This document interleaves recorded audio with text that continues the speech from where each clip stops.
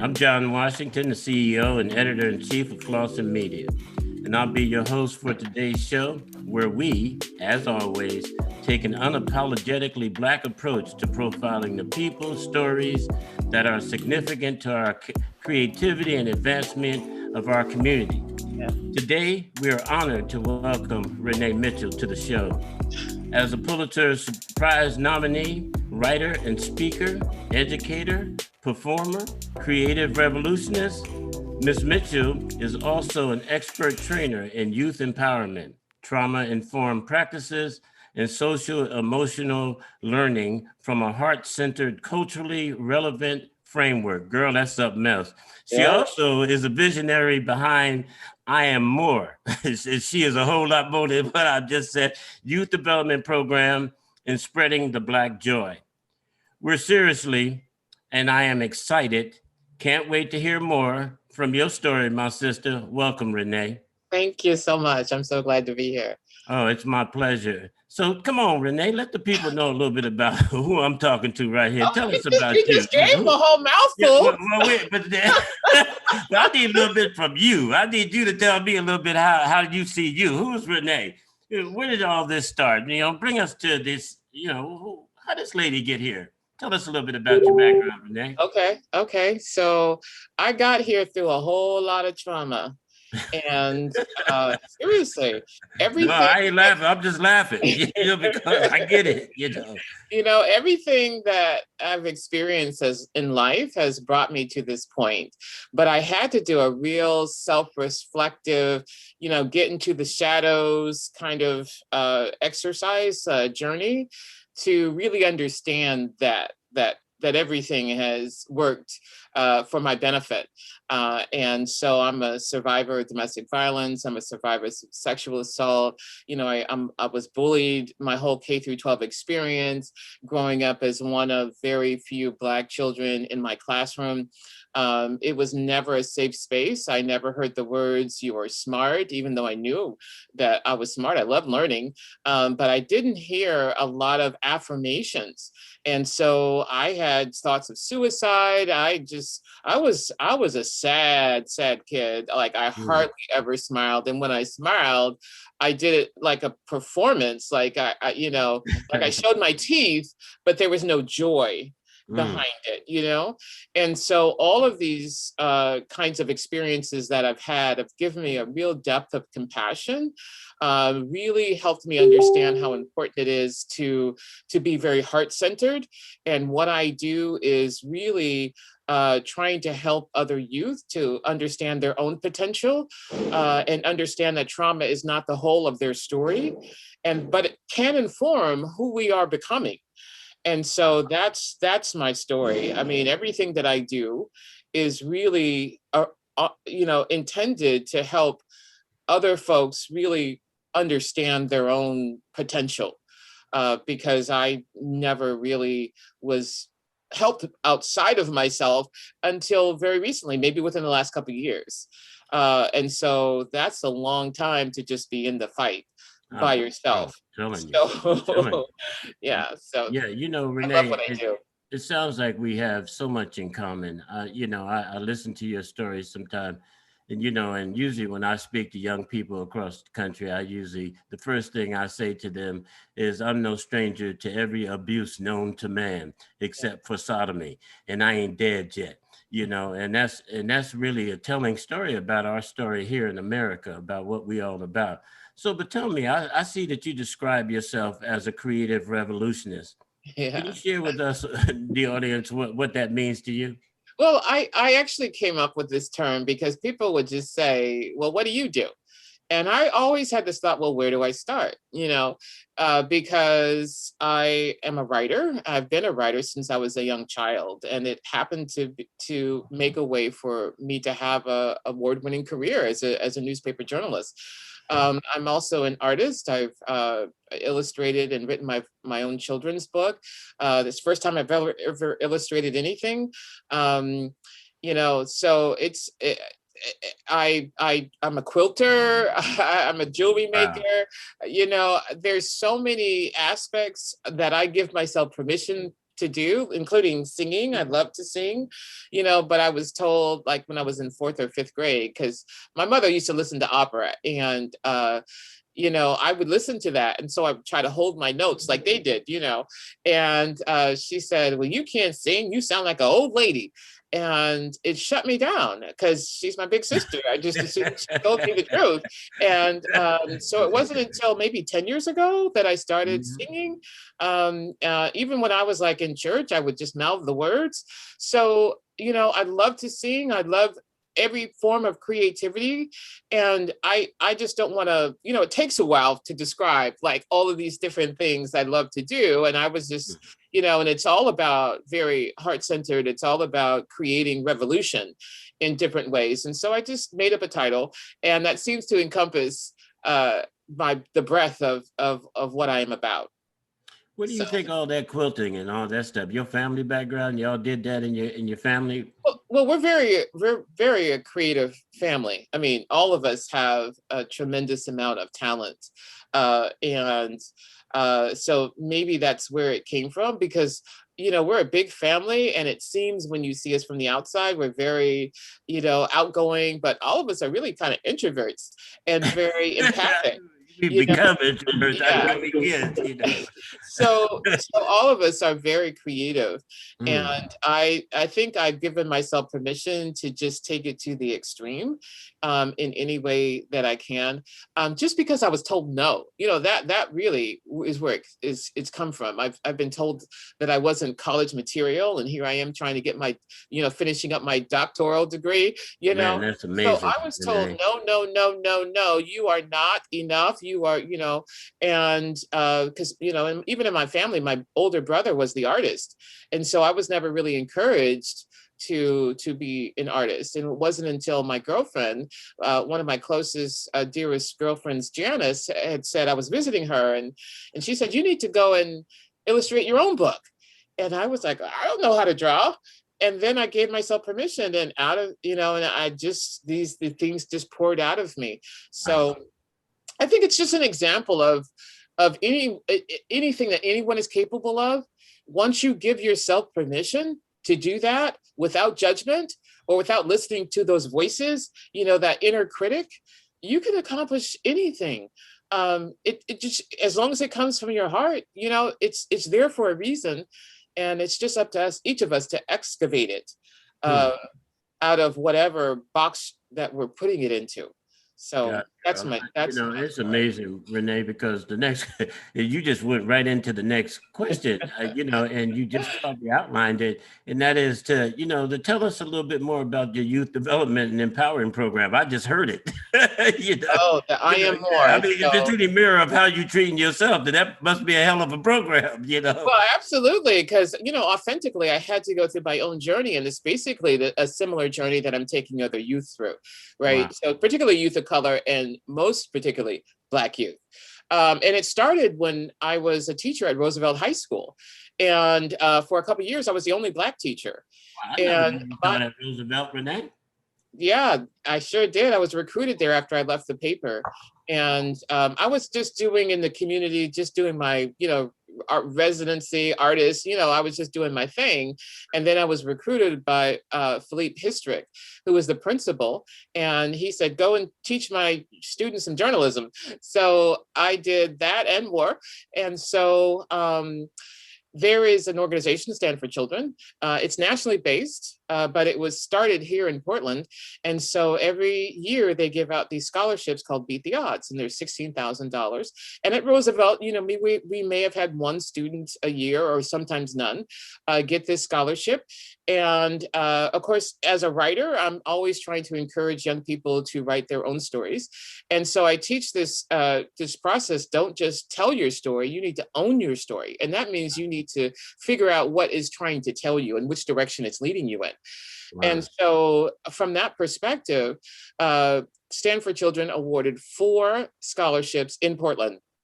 There were 16 around the state, but only in Portland, there were 4.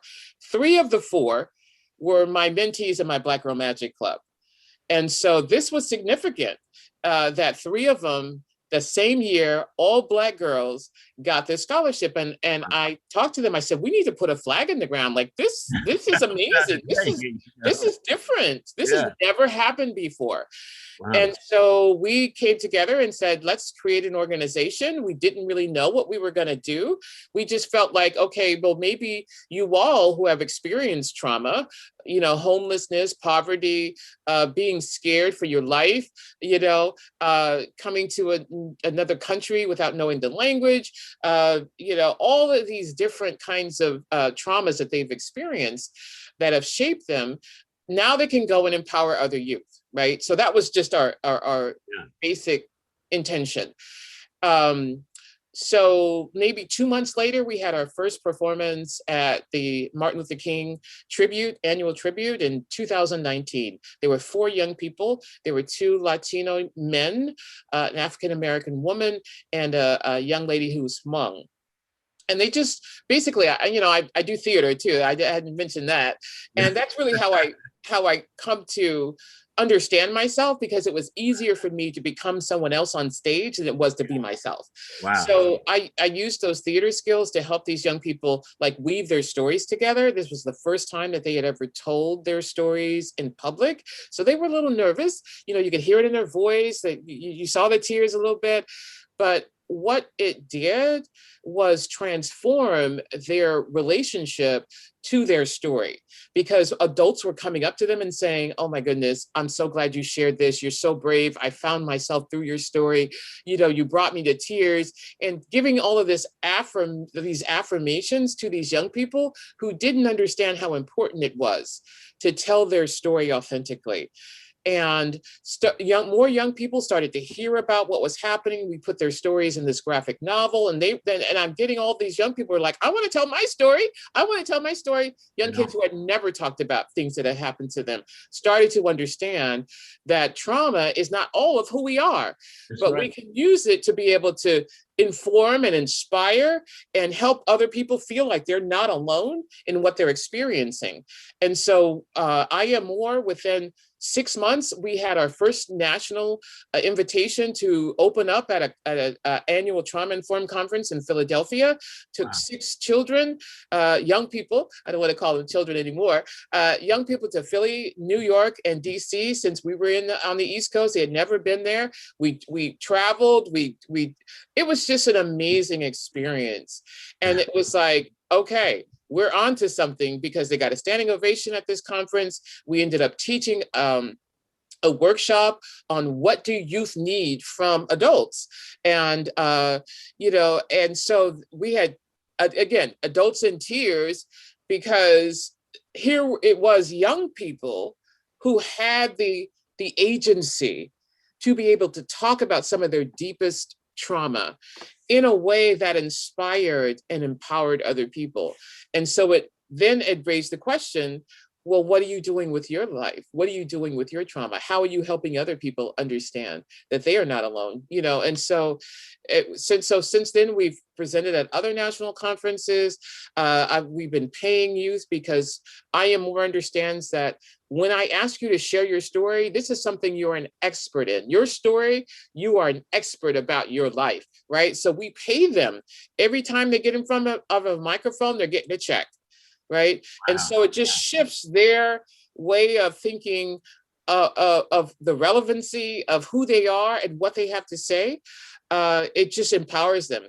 So, earlier today on Facebook, one of my students that months before the Philadelphia trip, he had come to me by another one of our founders. So, the 3 young ladies, they are considered the founders of I Am More. I'm just a visionary for it at this point, but as they're, but they're definitely a part of it. And so one of them had encouraged Jaffetti to come and talk to me. And from that first meeting, this kid who wore a hoodie, tied it up, and it was like he was hiding from the world, and didn't look you in the eye, soft-spoken, shy. And he created a company, a t-shirt line that says, "Be proud, Wow. because some of the things that he had been through, we gave him opportunity with these resiliency and rhythm events that we were holding that gave youth the platform to tell their stories. So he told his story in that platform through fashion. And so some of the words and some of the things that he was saying, what, in 2019, he was, no, 2020, he was then putting as part of his commercial. So it was just like, this kid has owned who he is and using it to create a t-shirt company that empowers other people to feel proud, Wow. to embrace everything about who you are. You know, Wow. this kid who grew up in a Tanzania refugee camp Wow. is now empowering other people. I'm just like, every time I see it, I'm like, whoa, I'm crying. This is the work. This is why it was so necessary for me Yeah. to experience the depth of trauma, because then I Yeah. can authentically support other people. There you go. You can go on the walk. You can take that walk with them. Yes, You know, yes, exactly. you ain't got none of that fear. You know, sister, I'm sitting here listening to you. I sure wished I wouldn't have watched that Antoine Fisher, because now I'm still, you could, girl, you, you got to just run it right on next to it. So, you know, Well, but what I know the definition now of creative revolutionist. yes, You know, great you have, revolution. Yes. but Grace, you have definitely shown grace on what that is, sister, which is Thank making you. my heart, lifting my heart up. And if anybody audience sitting in front of you, I can see where all of those things you got going on is coming together down in your life, and you standing and delivering, Well, which yeah, is bringing joy to my heart. So thank let's you. talk about that black joy that you got Yeah. juggling in your hand. You know, the Oh, spreading the spreading black the Black joy Joy virus. virus campaign. Oh, yes. I can feel it, girl, already on the line. Yeah, you done Well, brought me right to black joy. this also came out of trauma, right? Mhm. So when the pandemic hit, I was caught up just like most other people. You know, I was feeling anxious. I wasn't sleeping. I wasn't eating. I was, you know, it was just a really hard time. And so I'm standing in front of the hardware store on MLK one day with my mask on, you know, just like trying to take care of business, but just Mhm. like not even present really. Mhm. And so there was this older Black gentleman who was walking toward me. I didn't know him, but you know, instinctively, once he got in front of me, I gave him the nod, right? Just it was just something we do. And he gave me the nod back and just kept walking. I mean, to this day, I wouldn't even recognize him if I saw him again. But in that moment, he gave me a visual hug, and that is exactly what I needed. I'm still Wow, get emotional when I think about it, because wow, it was like he saved me. He saw me, he acknowledged my dignity, wow. and it changed everything for me in that moment. Because out of that came the idea about the Black Knot, which is the Oh, film that you were in, right? oh, Because I yeah, was like, wow, I powerful. need to make a movie about this because it affected me so deeply. And from that movie, we started learning things I didn't know, that this is something that people in Africa do. I didn't know that there was all different kinds of nods, you know, that there were different, you know, just different reasons and you know, rules to it. So it was that kind of thing. It was an unfolding, really. And so I had to decide, what do I want? Wow. Because you know, I'm seeing all of this anxiety that people are having. I'm Yeah. seeing the protests, right? And all of this unearthing of what was already always there with the racial oppression. And but now the world was paying attention to it, Yeah. right? Yeah. But it brought up all of this other kind of anxiety, because Yeah. when there's more Black death and more Black anxiety and more, you know, it feeds into what I'm already feeling. And so I was like, what do I want? I want joy. I want to be able to laugh again. And so I knew if I wanted that, other people would want that. And Oh, yeah. so that's what started the Black Joy campaign. Oh, Is an attempt to, how can we as individuals share joy with others? How can we reach back and fetch our ancestral wisdom, our ancestral resilience, our ancestral joy, our ability to make a way in spite of no way, we got that, right? And so how can we remind ourselves of that kind of depth of joy that we have? And so that's what the campaign is all about. It's Yeah, like, let's do yeah, this. yeah. It's almost like that whole Carlos Sativa's reality about having the realization of how pain and joy lay on the same pancake. They just on either side of a Yeah, thin there you line, go. you know, Absolutely. and the depth of your pain equals the same depth of your joy. Yeah, And that's why I'm so happy. yeah. Because I've been through But it. yeah, because ain't Woo! I the man say ain't no other way down but up. Yes, You know. absolutely. So And so yeah, sister, tell me, so how has the pandemic affected your services and your business at all? Has it affected you at all? And it has affected me, it's but in a pumping out good way. some of this joy and stuff. I mean, Yeah. how has it affected the services for the kids and everything? It's actually affected it in a good way because we did a summer internship last year. It was our first internship. I mean, we've only been operating about 2 years and 2 months. We haven't been around that long, right? Wow. So last year we partnered with the city of Portland and Multnomah County, their summer works program. And so we had youth in 3 different cohorts go through our internship process, and they were paid to do that, to learn the I Am More process. So we have, it's a 3-step process. The first step is inside out, which is what, my process that I went through, teaching young people how to be researchers of their own lives. So they Mm, understand how trauma are signposts to our becoming. So they connect the dots between what they experience and what they're hoping to do in life, right? So it just reframes that whole thing. And then the second step is outside up, which is when we then direct the gaze outside of themselves. Like, how can you, in your family, in your community, in your school, in society, make a change to help other people, right? So that's the outside up. It's a social justice kind of mentality, a critical consciousness raising about racism.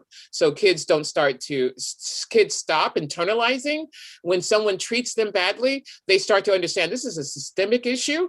And so it reframes also their understanding of the world.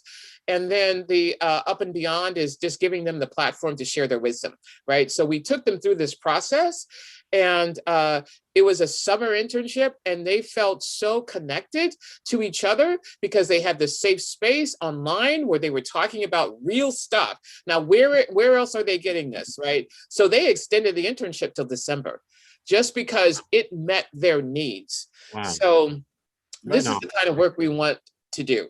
Yeah. And so I Am More, we're planning our next summer internship, but we're adding on how to become an entrepreneur, how to understand what your brand is, which is what Jaffetti, the video I was telling you about, he started a t-shirt company. That's his brand, called Be Proud, with Right. just a B initial, proud. And so how do we get these young people to understand, to own their story, first of all, and then out of their story, develop a sense of what is your wisdom? What is your truth that you could share with other people? And then how do you monetize that by putting it in a t-shirt line or a box of affirmations, or being able to speak your truth and get paid for it? Like, how do you develop your brand? So we teach them that. We teach them public speaking. We teach them about mindfulness and how to just like be able to settle themselves down, social emotional learning. You get in touch with your body. So all of these skills that will serve them the rest of their lives. We're training for revolutionaries, like, Yeah. really subtly. Yeah. We're training youth of color to be revolutionaries in their community and Right. in their families, right? Right. So by giving them all of these skills that they don't get in high school or like where else, Right. even the combination of skill building. Right. So this is where we're headed. So excited about the potential. You got a fellow soldier on the road on this one, because I remember back in the day when we brought the way of the peaceful warrior, the whole nature of talking about internal versus external locus of Exactly, control. People exactly. be Yeah, thinking that the external world is what makes their internal self work, and that's the wrong way to approach that. I mean, the bottom line is what you're experiencing on your inside is manifesting on your outside. Thank you. You But know? who's telling them these things, Yeah, right? and very few of us are, and I'm so Yeah. proud of you, being on that road of the peaceful warrior, because, Thank you. it's the revolutionary in us all that says, hey, look, we got to change something. And Renee, I'm so proud Yeah. of the fact that Thank you. you're moving and shaking the way you're doing, but bringing that experience to life, not too many of us is creative in our own light. Most of us are stuck in our own realities of things from a sort of narcissistic reality, but Yeah. not an expert expression of moving us along. And the one thing I'm so Exactly. proud about you is you've taken all those creative skills and said, okay, I have this in my hand. Now, how does it make some practical sense to advance a people with it? The skill set that I Yeah. got. And girl, you is shining like a star. But the thing is, um, it wouldn't be as valuable to me if this was all just about me, Yeah. right? So we rise by lifting others, and I get a tremendous amount of joy. I wake up with joy every day because of this work around spreading the Black Joy virus, because of how I see the effect on these young people, because Wow. this is an intergenerational campaign, Yeah. right? So Yeah. me being able to just like help them tap into their joy, oh, that's the greatest piece of joy that I've ever experienced. And this is from someone who was like sad most of her life, to go to the extreme of how much joy that I have, not because I'm focusing on me, but because I'm focusing on helping other people find their joy, right? And this is how it works. I think it's a spiritual principle, Oh, girl. and it's Oh, something that don't I've, make it. It is the spiritual principle. yeah, yeah. I And have confirmed that. and more people need to be waking up to it. And so if in this work that I can help other people understand that our theory of change in I Am More is, when I am grounded in my power, I empower. Ooh, girlfriend. Okay? Yeah. You letting out the secrets now. You're You going to hear letting so out the much more secrets. about it, so might as well tell it. Yeah, I'm trying to tell you, better ask somebody. Somebody. It's something to tell me. I mean, this work costs some money and stuff. I mean, you got Yeah. to stay live and all that. I mean, throughout the pandemic, have you gotten any assistance from any of these pathways of money coming in or whatever? Have anybody been able to assist your program? And Well, see, most of the money that's out there, especially COVID related, is really about health. I mean, even though this is really about mental health, I haven't felt comfortable about applying for money that other people might need more, for just for their basic needs.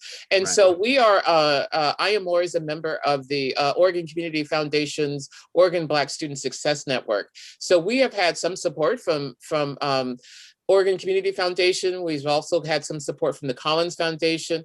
We also have gotten several national awards that have given us access to finance some dollars. And so all the money that comes in gets right back out. And I pay my bills because I have creative contracts that I've had with companies. I speak, I train, and that's the money I live off of, and I'm fine with that. But all the money that comes into I Am More gets put back into these programs for these kids, for adults. We gave Paul Knowles, our Northeast Portland mayor, a no big mosaic, fella. Yeah, you yeah, know, yeah. to celebrate his 90th birthday. I mean, this Wow. is like, and we're working on about a dozen more mosaics of community elders, because again, this is intergenerational. From the young kids, we did a superhero awakening ceremony at Woodlawn. Hundreds of kids got my children's book.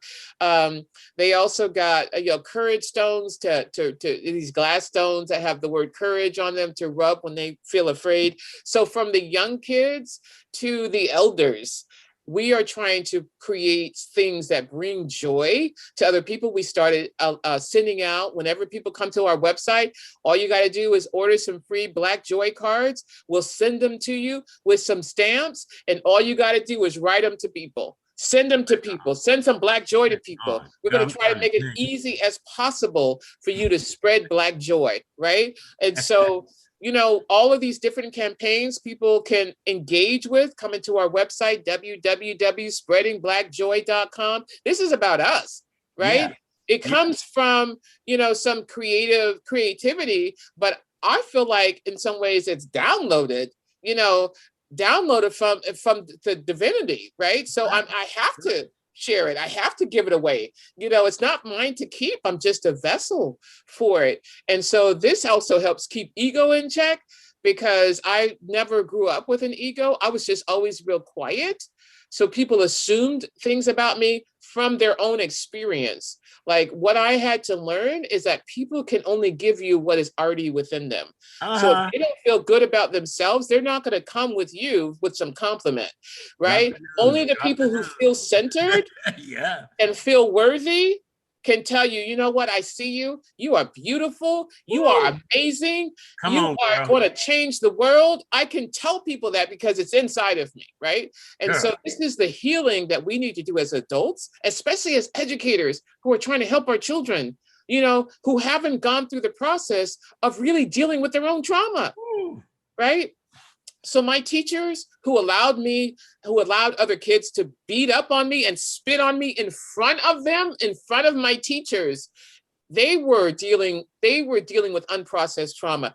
They couldn't relate to me because no one had come to save them, right? So then that allows me to understand racism and understand white people are also dealing with unprocessed trauma that they haven't dealt with, and they just need someone else to attack because because they don't want to look at themselves. Hurt people, hurt people. Hurt people, right? And so that's some of the training that I do on my personal work as a creative consultant. Is really I'm about healing. I'm about heart-centered. How can we support each other? How can I get you to tap into what is already inside of you that's just waiting for you to pay attention to it? Mm. All the joy, all the love, all the creativity, it's all there. But you're overlooking it because it's encased in trauma. And sometimes you got to go through the trauma to get to the shadows. Beneath the shadows are everything you've ever dreamed for yourself. Walk the walk and talk the talk, girl. Exactly. You That's know, the work. That's and the work. God, Renee, I am so honored to have had this opportunity with you this morning. You possess everything that you're trying to give away. And girlfriend, you touched my spirit this morning. I mean, Antoine primed me up for you, but We can get it from all different kinds of places. Just gotta that's look all we for need it. is just a little bit of love, doesn't Yes. ain't We much, all need to a live little in bit. love. That's all. Renee, this has been one of those moments, when you get an opportunity to glimpse into the window of the soul of a person, Yes. and I am so honored to have that opportunity to embrace that spirit that you have and to be touched by it. Over the years, we've had access to one another, and and every time I touch your growth, sister, is right on line and right on par with some of my experiences also. So I want to honor you in Thank that you. space and say welcome, you know.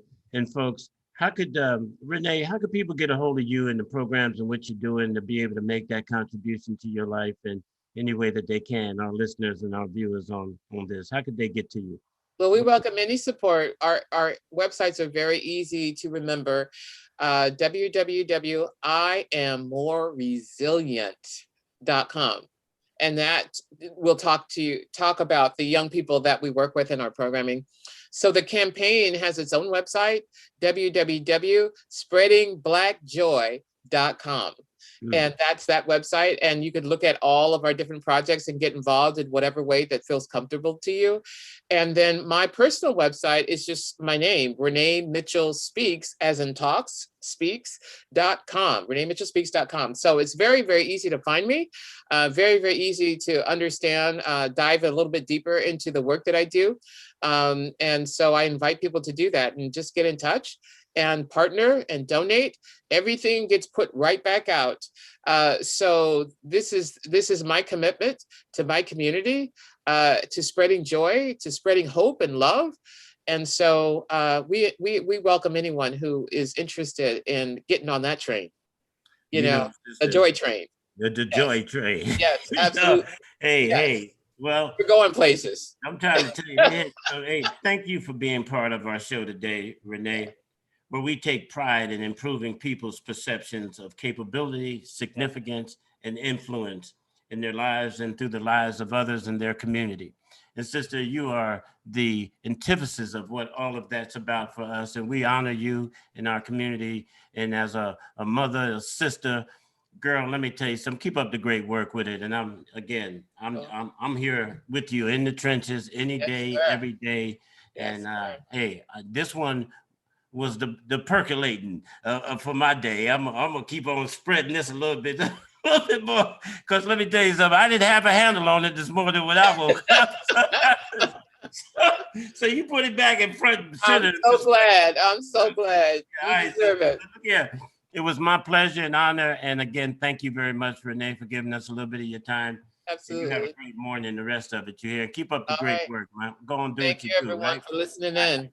right. Peace. Okay. Take care, Take man. it back. Yeah. Mm-hmm.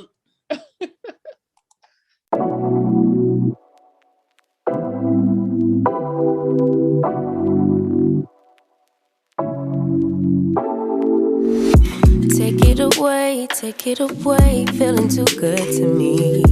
Chilling all day, all in your space is where I wanna be.